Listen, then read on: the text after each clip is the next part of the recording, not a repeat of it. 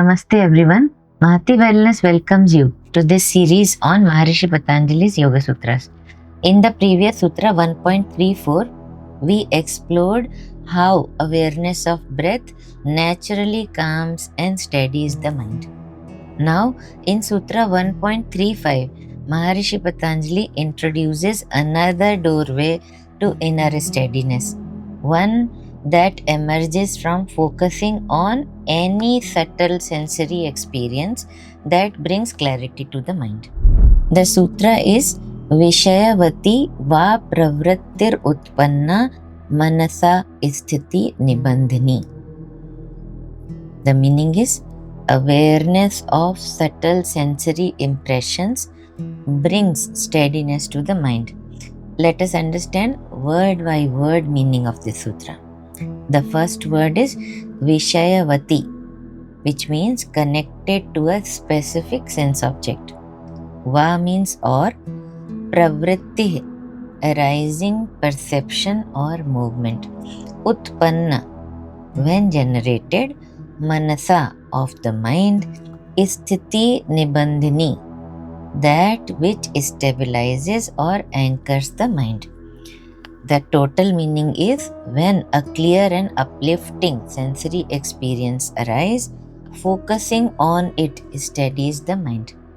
Maharishi Patanjali explains and expands the meaning of calming the chitta. He says that sometimes a subtle, pleasant and steady sensory experience can itself become a doorway to concentration.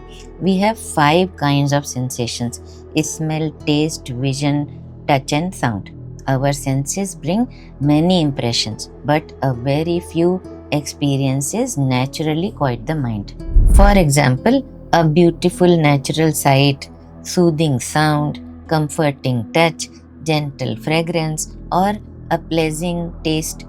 These are called tanmatras, the subtle essence behind each sense. When one such experience is uplifting, steady, and pure, the mind stops wandering and becomes absorbed in it. Maharishi Patanjali is pointing to a very powerful truth. The senses, which usually distract us, can also lead us inward when used consciously. This is not indulgence, it is using a pure sensory impression as a support for steadiness. The mind naturally moves towards what feels harmonious.